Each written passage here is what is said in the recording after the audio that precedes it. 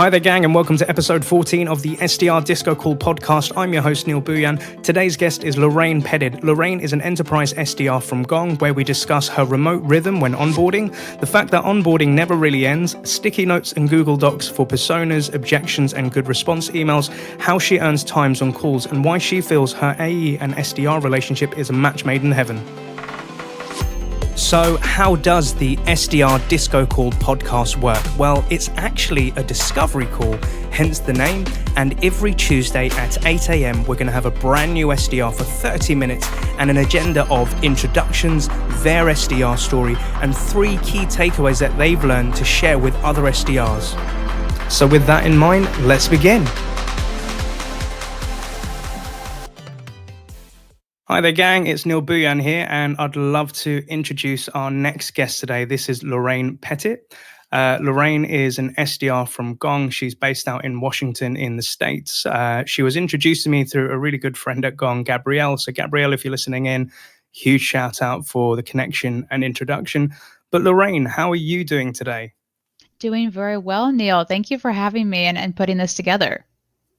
Thank you for joining. I really appreciate it. So Lorraine, for the people that are listening in but that can't see you, could you kind of tell us who are you, where are you from, and currently what are you doing? Yes. So again, Lorraine Pettit here. I am a newly minted SDR over here at Gong, and I'm currently based in the Washington, D.C. area, as many of us are living that remote life at the moment. And so, yeah, coming up on month 5, being on the enterprise team and enjoying it so far. And this is at Gong, just for the listeners out there, like kind of what does Gong do and what do you do for Gong? Absolutely. So Gong is we like to call it a revenue intelligence platform. And what that means is it essentially captures and understands every customer-facing interaction you're having. So across phone, email, video calls. And then from there, reading back to sales leaders and reps, what's happening in those interactions. So some common themes would be like 1, understanding like a rapidly changing market and when your competitors are coming up. 2, wanting to really get an unfiltered view of where your pipeline sits. So did we cover all the right steps at every stage? Mm-hmm. And 3, of course, really figuring out that secret sauce into how some folks are just overperforming versus others based off of, what's happening in those interactions. And I would say that last part is really what pulled me into Gong in particular, given that I was actually a rep that had used it in a prior life as well. Ah, so you were a former customer turned person that helps introduce this solution to other companies. Is that right? That is how Gong gets you. They make an amazing product and then they loop you in. And that was completely what happened. I had used Gong in my time at Transit Screen, and I just was the raving fan of it at Transit Screen for sure. I love it. That's actually happened to me 3 times over. So I know that journey when you're passionate about a product and then you say, oh, I'd love to work for these guys one day. And then it happens and then, hey, presto. And obviously we're going to go into like your SDR story, how like you got into Gong and sales, etc. But outside of sales, like kind of what do you do like with your free time? What things are you interested in? Like what does Lorraine Pettit do outside of sales? Yeah. So, what do I do outside of sales? No, I really just spending time with like friends and family, finding what like simple recipes I can make from like those beautiful Instagram videos. Love to go rollerblading, any and all beer gardens within like a 30-mile radius of my house. I'm like very down with as well. Just checked out the Guinness factory in Baltimore this weekend, which was super fun. Cool. With some friends. So yeah, pretty much just hanging out, just unwinding outside of the role. Love it. And obviously I'm speaking to a lot of SDRs globally, and some people are based in Europe, some people in the US and other sides as well. I've recently been speaking to people in Spain. How is like with the current situation that's going on in the world and a lot of people working for remote, what is it like for you out in Washington and kind of like with the other reps at Gong? Yeah, so I would say that I've definitely been super fortunate to be at a company where there's just like a deep acknowledgement that we are working remotely, which means that being over communicating what needs to get done and where we're at has been really instrumental. So hopping on Slack calls and connecting with folks on that level has been super instrumental, and especially ramping on remotely. I would also say that I mean, having a tool like Gong has made that possible. When I'm reaching out to sales leaders who I see that they're expanding their teams, I'm like, hey, like I literally just onboarded remotely. I get that it's kind of scary. It's kind of weird under these circumstances as well. And so really just being able to see what good looks like for folks that are coming in can be really instrumental in easing some of that anxiety. Because I know I definitely felt it out the gate. But then I think in terms of like that, finding that remote rhythm, it's definitely been a time where I've gotten deeper into, what is my routine? Because it's definitely more fixed than it was before. And so making sure that I'm getting in the right amount of like both physical and mental exercise throughout the day has been really important. And just like, I feel like once it hits like 7:30 my time, I'm just like, who am I going to call today? So just also like, should I like, Gavin Ellen a call, my friend Polly a call, like just like, making sure that you're staying in touch with folks has also been super, super important. I cannot emphasize that enough. Definitely. And it's really good to hear, like you said, you've kind of experienced it yourself. You're able to give that advice to people that you're either potentially going to prospect and sell to. But I really agree with keeping your mental and physical health on point. And similarly, myself, I always have friends on speed dial that I'll call throughout the day just, to check in and just kind of step away from the screen and work at times, because I think the hardest thing during this situation that we're in is when you work at home and you live at home and you want to kind of have a split between the two, that's also a healthy mix needed. And you nailed it with like the screen, like just getting away from the screen for a minute. For sure. And as I was like, when we connected a few weeks ago, I had the privilege of speaking to yourself and your SDR manager as well, and I see a really great combination and a dynamic duo there. But like before we go into sales and stuff, like I was looking at your LinkedIn profile and you've had some great experiences. You've been an intern, you've traveled the world, you've done some teaching as well. You're working at Transit Screen and then came to Gong. What was the journey from like before sales, like you studying, and then, this journey that we're up to today? How did that pan out? Well, it's still panning out for sure. Yes, what a journey. So essentially, I just really have always had a passion for French culture and the language, and knew that speaking, and I knew that I wanted to travel quite a bit when I was younger. I have two parents that both did Peace Corps. So very much like I would say definitely a well-traveled circle, growing up and such. So with that, I knew that speaking another language was going to be super instrumental. And so I just really continue with French. And then I was like, how am I going to go to France? It turns out teaching English is a very effective way of doing that. Mm-hmm. So I did that for a little bit, thought about staying, but didn't really want to teach English, and I did not have any other skills that would warrant getting a visa. So I was like, okay, let me, try something else in the States. So when I came back, I just was sort of like trying to figure out stuff. I had an interest in urban planning when I was in undergrad. So Transit Screen really jumped out to me, just given the transportation focus. And initially when I was exploring the company, it seemed to be that could be like an interesting avenue to go around between the public and private sector. When I was there, though, I just absolutely fell in love with this idea of the sales process. Like, I think it's when you're, especially from like looking from the outside in, I mean, you just think that it's like honestly a magic trick. You're like, oh, like they close the deal. Now there's a transaction. Interesting. Like, and then some people just have the secret sauce, and it's just this thing that only like it's like a gated community. Like only certain people are allowed to like be a part of that sort of team. And when I was at Transit Screen, I just was given like some really awesome opportunities, and continued from, setting up different appointments with with different properties across the country to potentially purchase Transit Screen, to then like closing some of those deals as well as an AE. And so just like through that process, also had actually gotten Gong, I think it was literally on day 5 of when I was an account executive. And I just was like, whoa. So that was another component to it as well. And just being able to learn what some of those folks on my team, I was like, man, how is like Justice and Mike closing all these like amazing deals? And so I was able to like listen to like actually what's happening, and then talk about it with them afterwards as well. So really that's like in a nutshell how I was like, wait, sales. Interesting. What is this world? And I think the SDR function in particular is super instrumental in giving you like any and all flavors of what that process looks like, because you're there from the gate and working with prospects. So traveling the world to experience teaching, then realizing to come back home, working with transit screen, having that experience of like booking meetings and then actually going into the actual of closing deals, coming across this cool technology called Gong, which gave you that X-ray vision as to what these closers are doing, kind of helping you out. And then it brought you to where you are. Is that right? Yes, and I'm absolutely going to steal that X-ray vision in my next going forward. That's a great way of describing that. Absolutely. And it'd be really interesting to pick up on like when you went into transit screens. So just for the listeners that may not be aware of the company, so Gong we know as a software as a service tool. Like, what did transit screen scale, and what was that world about?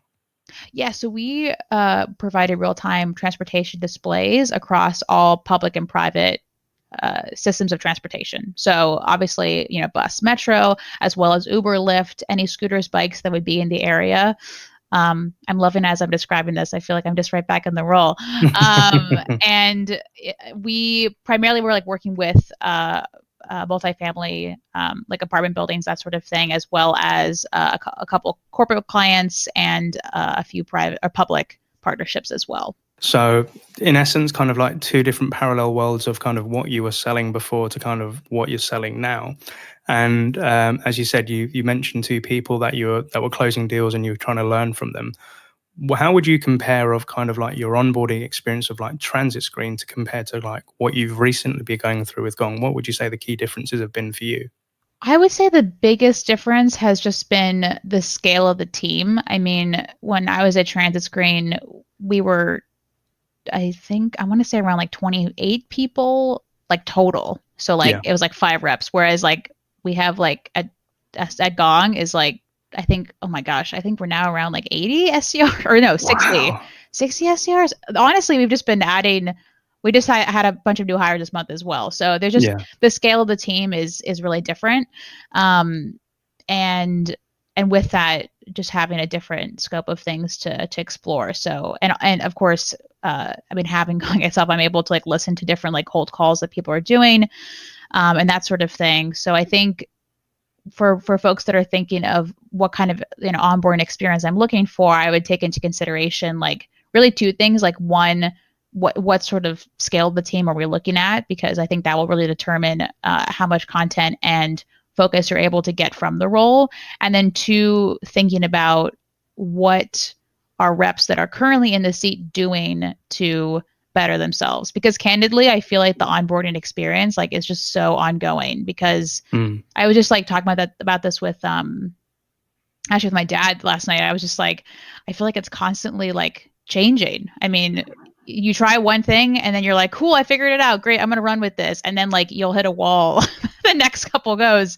because it's really never going to be the same. So I think that, the onboarding process is really probably not going to end. You're going to like obviously know the role way better in 5 months, but having that appetite to try out new things and figure out what is and isn't working is really, really instrumental. I mean, that's really going to be your differentiator, I think, in general. So having a context of how other reps are already doing that on the team, I think would be, I mean, that would be definitely a question I would have asked. I got fortunate because, oh my goodness, everyone at Gong is just like, let's figure this out. Let's try this out. Like, what's happening here? So I think that that's just like a good question to ask, like, especially when you're evaluating different orgs to join.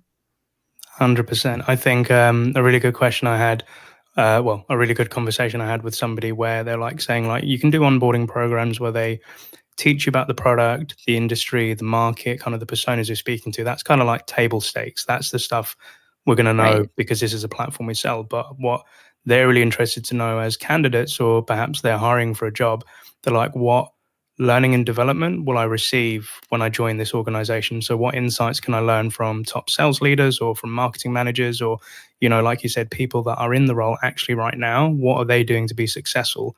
Because I think education is priceless and you can't always just package it in a PowerPoint presentation or an e-learning video. It's that interaction with your team, having the insights as to kind of what they're doing. That's really important. And it's the same way with me. Like when I'm training SDRs, I can't just give, like a syllabus or a course and say, this is it, this is what's going to make you successful. I find, and even through like these podcast shows, I've learned so much speaking to great SDRs like yourself, and then sharing that knowledge, and it's constantly growing. So in a nutshell, hashtag always be learning. And to your point, like the hunger to kind of want to learn and improve yourself. And it is always going to be changing, right? And like you said, like your onboarding with Gong, like when we spoke, like you'd been with them for a few months, you've kind of come out on the other side at the moment, you're in the trenches. What was the onboard? What was your perfect? What made that onboarding experience so good for you, Lorraine? I think so much of it really comes back to the culture of the team. I mean, everyone is just like, as I was mentioning, everyone's just so hungry to learn more and be better. And I think that just even remotely, which is mind blowing, you even feel that over Zoom and like in the winnings channel for sure. So I think that's super important, as well as just hopping on like 15-minute sessions with folks and putting that time on people's calendars has been super instrumental with that as well. And honestly, just listening to Gong calls that's been really good. And just like being able to see, like I do that constantly when we have a sales channel where it's just like all of the new business as well as new meetings that are being booked. And so anytime that there's something in there that I really see from anyone, but especially folks that I know my back pocket are like, oh, I know that they're setting up some key meetings. Just hopping in there, you can jump straight to like the Gong deal page and like see that deal in Salesforce as well, and just soaking up like what is happening there, what's not happening there, as well. So I think just like constantly having to chase like what does good look like is what has been really helpful with the onboarding process. And then I also got super fortunate with like a great manager and team. So definitely ask good questions around that when you're exploring. Yeah, definitely. I think you're right. Like, I think when I used to be an SDR manager, I'd always want to get questions from the candidate as to what can I do as a leader? What do they expect from me? And I'd say like coaching, training, if you just want to have a chat to kind of work a play through, this is what I'd want to offer you to kind of help you be successful in your role. And like you said, culture. So being able to learn from a great team that's kind of on the same wavelength as you, they're as energized, they're as hungry, as passionate as you. And to your point, having a great content or resource library of information and calls. And like you said, constantly keeping yourself up to date. And it's a question I'd love to ask as well. I was speaking to another SDR on one of the shows, I think it was from G2 Crowd, and they got flown out to the US to kind of learn about their industry. They sat in meetings with their leaders. They jumped on Zoom calls. And there's a lot of information that you have to take on board during onboarding. Like, how do you deal with the wealth of information that comes in, and how do you kind of like manage it so Lorraine can handle it on a day-to-day basis with all the constant changes that are going on? So I guess on a material level, my laptop has a lot of stickies that are open of different things, whether that be like key people to go after, what sort of scripts I'm using, what sort of just key things to keep in mind. And essentially, I guess the process that I've over time have sort of built up is that I'll just like dump things onto a sticky in the moment where I'm like, oh, like that's a good rebuttal, or oh, that's a interesting way of framing that. Have that living there, and then eventually it typically lives in like 3 main docs, like Google Docs, that I just work off of. So one of them is like different variations of the script depending on persona. The second one being what are some really good rebuttals or ways of responding to maybe these main key objections that I hear coming up from folks. And then like 3 is just like templates of emails that have been well received and like responded to. So I think those are kind of like the main ones in terms of like really tactical information that I try to keep track of. And I guess the last bit, the fourth doc there would be any company information around the folks that I'm prospecting into. So keeping track of any earnings calls, any interesting partnerships that I saw they're going through, new leadership they're bringing on, really anything that I can like tie back to, with given that this is happening, have you considered, Gong X, Y, and Z? So I think just from like a tactical standpoint, that's sort of how I'm keeping track of that. And then, I guess what would be outside of that? Like, I guess I don't really have anything else, I guess, outside of that I'm using, but Yeah. Does that answer your question, I guess, of like It how? Yeah, it does. It does. Like, it's kind of how you're keeping yourself up to date. What are the resources that you're using? Like, having the sticky notes to the side, like having the three main docs. And I really like that element of keeping up to date with your prospects, what's going on in their company on the earnings call, etc. And I'd say with a lot of SDRs that I speak to, I said, before you go into prospecting, before you pick up that phone call, know a little bit about your customer before reaching out rather than just trying to go in with a sales pitch. So I'd always say, like, check the three main channels of anything on social media. Like, they're not only on LinkedIn, they could be on Twitter, they could have a business Instagram page, they could have Facebook, there could be nuggets of information in there. Or if you want to head out to their website and look at their annual reports, if they're a public company, um, they have to pitch to investors to keep getting that money in for the shareholders. So they have to lay out their plans of kind of what are they doing for sales, what are they doing for marketing, what are they doing for security. And you'll find key stakeholders in the business that might be part of a team that you may also want to put into your prospecting efforts as well. But obviously, with a lot of us in sales and marketing and as SDRs, like, we are on LinkedIn as well. So not only would I check on somebody's LinkedIn as to what's their job title and current, what's their function, I also check out their activity. What posts are they liking? What are they commenting on? Because then I get a flavor as to, okay, what type of person is this? What's the stuff that they like to read upon? What do they like to engage on? And then do I have any content in house that when I send out that prospecting email or I go into that cold call and say, hey, Lorraine, I've got some great content on revenue intelligence, or I've got great insights on how to hit your target as an SDR 5 months in. Would that be interesting to you? And trying to make it personal. But for me, how do I keep up to date with it? LinkedIn, because I see Yeah. it from great SDRs like yourself posting this stuff on. And it's not just only in blogs, etc. And that's another key thing. Like, when we're learning, we all learn in different ways. So again, speaking to another guest, I advised to him that I'm a visual learner. So I love to watch videos. I'm not really somebody that reads many books. I have a whole bunch of books that I've never finished that are in my apartment, but I only go to them every now and then. Or some people are more technical learners, so they like to see spec sheets, pricing sheets, etc. How do you best learn, Rain, like when you're taking in new information?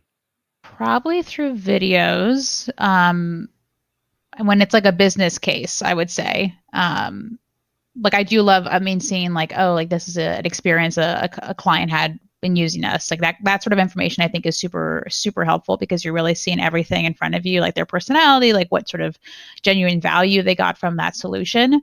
And then I think going through, snippets of like earnings calls has also been super helpful for me in learning what do you really care about? Because when you're like, see, because obviously within an earnings call, like there's not going to be like, oh, we're doing terrible. Like this is so bad. Like here are all these issues that obviously it's going to be presenting like a certain image of the business that's going to look good, as you're mentioning, to key stakeholders Yeah. or shareholders. So with that, I mean, being able to like look at like, we are focused on, like there was one account I was looking into, like we are focused on virtual account management in response to COVID. And immediately I was like, and we've just acquired this like new business like 2 months ago. I was like, cool. Like I can, like, obviously that's a good thing to explain to their shareholders, but also to myself. I know like, oh, virtual account management, obviously a ton of connection with Gong, and like being able to, obviously capture all that virtually, as well as this new business that they just acquired. Like getting that time to value for something like that is going to be, and seeing that across their team will also probably add value to them. So what I'm going, and then, I mean, that was one example of a call that went super well, and got some really positive feedback from the prospect, because he was just like, how did you like know all this stuff? And I was like, first of all, I only knew two pieces of information when you really realize that, think about it. And I just thought it was relevant. And I think that like from an SDR function, like being able to share enough that it's like you can give me like 5 minutes, like I've earned some time to chat about this. You said you're going into a meeting, but like I've just demonstrated some value. Let me give you at least like an overview, right? I mean, I think just having it, and that's something I talk about with my account executive a lot. Like, it's not about knowing like every single person at the company and like what their functions are, but like what are the things that you can do to earn the time to then explain the real reason why you're reaching out. That personalized approach, like you said, demonstrating value when you're catching them at that time, to leave a good impact. And as they said, like, how did you know all of that? But you said I only had 2 pieces of information, but you warranted that conversation with them. I love it. And you mentioned another key piece that you said these are things that you speak about with your account executives. So spoken to a lot of SDRs where they have great relationships with their AEs, or sometimes it's not the way that they would like and they'd hope for it to be better. Like, what's the relationship like with your AE whilst you're working at Gong, Lorraine? We don't get along at all. No. No, I am so incredibly fortunate. Brian Ye is an absolute delight to work with. Big old shout out to him. Really, him in particular, I think has been really, I feel like when I'm working with him and I'm getting like a mini MBA, because I mean, even what I was describing to you with those 2 examples, like, I mean, obviously the virtual account management component makes a lot of sense, but like, with a new acquisition, like what does that really mean for a business? Like, I don't have as much context around that, but just from our conversations and me even seeing some of the stuff that he sent out before, like time to value, new acquisition, that's a priority for someone who's like at the C-suite level, someone that should be making a decision on Gong. Like, just being able to be around him has been super helpful in figuring out, how I can add value in those conversations. So I think that having those like pretty regular touch points with your AE is super, it seems like most folks have like a one-to-one sort of pairing. So I think having those like one-to-one touch points and really celebrating each other's wins, like when we get a really good meeting on the books, we're both like super amped up about it, for sure. And when he gets his wins in, I'm like obviously explosive because I'm like, we're working with an enterprise, like this is a big deal. Like, so I think that really celebrating each other is super, I found to be super helpful, I guess in life in general, but especially when you're working with someone like that. So shouts out to Brian if you're listening in. You've made a really good impact on Lorraine there, and I love that. And you mentioned some key points like having that synergy with them, like celebrating the wins. Like if you book a meeting and it converts and closes, he'll celebrate with you. And equally, when he closes a deal, you celebrate and you can learn a lot from that. And things where there maybe are gaps in your knowledge, they can provide that coaching and teaching. And I think that's what really brings together relationships with SDRs and AEs. And the last point you mentioned there, which was the frequency and the touch points that you have with them. So I think way back when I was an SDR and I had to support, I was like 1 SDR to 4 AEs. Oh, that goodness. was crazy. Yeah. Wow. And I remember I had Turlock, Brendan, and Justin in the offices for Zora in London. And Mondays was mental because I would have like 30-minute sessions with them about their target account lists, discuss kind of like what deals are in play, what meetings have converted. And then what I would do is catch up with them on a Friday at the end of the week to kind of say, hey guys, this is what's happened. I think we should drop these accounts because there's something going on in that industry. It doesn't make any sense. But also I want to get an update on my meetings that I provided you, like there is commission for me to be made and I kind of want to know where that is. But I also want to know which of the deals that I provided have closed. And then also, if any opportunities weren't accepted, I wanted to know from the horse's mouth why and what could I do differently next time. And that was really important to me. But I've worked with a lot of SDRs that have different ways of working with their AEs. Like, how do you and Brian keep in touch, and how do you kind of like keep a pulse on things? So we do touch base at the beginning and the end of every week, so similar to what you were describing there, and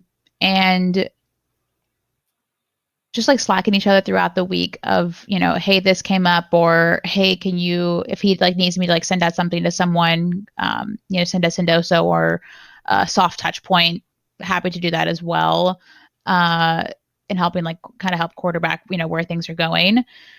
And then, on my end, like I'm always, like one thing that we're trying out right now is, and I guess I sort of said it there, like having that, so you're having with your AE that like you're trying out different things together to get their feedback on things. So for example, there is a couple meetings that we've set up and, maybe that touch point has gone a little bit dark, ghosted a little bit. And so how can we like loop in other people into this conversation, especially going at a higher level? So I've been putting together like, in particular, to do sequences that are hyper focused on going super wide within the org, but also like adding a lot of business value upfront based off of those prior conversations. And so getting his feedback of like, hey, what do you think of this email? In the way that I described, like what I gathered from this conversation with so-and-so before. So I think having that, being able to get that feedback as well and asking for help, I think just helps to strengthen the relationship in general because I mean, at least definitely for Brian, he's definitely a helper for sure. Always open to help out folks. But I think in general, people appreciate that because when you're asking for help, you're like acknowledging that that person has an expertise that you want to learn from, and that makes everyone feel good. No matter what that is. And I think that's a really interesting point and an important point about asking for help. I think I've been in it myself. I've seen it with SDRs where they're too scared to ask for help with the fear of maybe looking dumb in front of their peers. And I always say to ask for help is actually a sign of strength, not weakness, because it shows that you care and you kind of want to work this through. So having that somebody like that, Brian, where you can go ask him for help, he gives the feedback and coaching, I think is super valuable for other SDRs. So if anybody's listening out there, have no fear in asking your A for help, because again, you guys are working towards the same goal of, trying to break into new accounts, speak to new people. And it's really cool where you're saying that you're creating cadences which are like super personalized or focused and getting feedback. And I've also seen this work well where SDRs like create these great sequences, these great cadences, this great messaging. And the A's are like, whoa, dude, like, how did you come up with that? And then giving them like merit to say like, look, that's super cool. Let's try it out. And then if the AEs start doing it as well, and you both are kind of SDRing together, I love that sort of rhythm that they can do. So if there's like a new SDR that's joining a company and, they've just been introduced to their future AE, what advice would you give to them in that first meeting? What things do you think you should be doing with your new AE? I would think about it like 50% talking about like the book of accounts, but also 50% like just talking to that person. Because I think that especially now that we can't just like, go for coffee or like walk down the hallway and stuff, really just taking, like if you have a 30-minute meeting, like commit the first 15 minutes to just talking to that person and like asking them like what we're talking about here. Or maybe even less technical than this, but just like having a conversation or like, what are you interested in? Like, especially, I always love asking the question, like, why did you join this company? In particular, like, what's your story? Just diving into those like tidbits and having read obviously their LinkedIn and sort of having a general framework of the last like 2 or 3 companies they were with, just as a launching pad for that. Because I think that especially, I mean, you will get to the book of accounts. Do not stress about that. Like you'll get there. But you can't really, it's harder to kind of go backwards, if that makes sense. Like if you start out with a good relationship and kind of have a context with that person, you already have that built. And then when you're talking about the book of accounts or when things go awry or when things go really well, it just like feels better and it's easier to communicate. Whereas if you don't have that context, it's sort of like, oh yeah, let's like build this relationship. I don't know. Like it's not as like, it's like, oh no, actually this didn't go super great. And so I think just like having that is like super important as well. I agree. And as you've been saying that out loud, I've been thinking, that's kind of how us as SDRs, we want to be speaking to our prospects. We want to do a little bit of research, check them out to have an initial bit of rapport before we start talking about demo, solution, and trying to book a meeting, right? You want to get to know that person. You want to know kind of like what makes them tick, like what's their objectives. And then you can kind of figure out how can I align to that? How can I help? And also how can I learn from that as well? But yeah, people are people and you want to connect with people first before, like talking about books of business and work and stuff. And I love that. So that's even made me think out loud as well. Brian sounds like a super cool guy. And I've been having a thought about future shows where we can kind of like, I'm not going to give the title because that's still in stealth mode in my head, but kind of like having a duo of SDR and AE together, like on a call at the same time, to kind of like learn like the plays of how you guys work. And I think if you're up for it, Lorraine, maybe in the future we could have you and Brian back. How does that sound? I absolutely would love that. And I think he would be also very down to do that as well, for sure. Cool. All right, I'll definitely put that down for future. So we've been having a really good conversation. We're coming towards the end of the show today. So if you were to give 3 bits of advice to a younger version of Lorraine who's just about to start on this journey, what 3 bits of advice would you give them, Lorraine? Number 1, just keep going. I think that is really, it's like the hardest, but also like the most important, I think, mindset to have. Just keep going.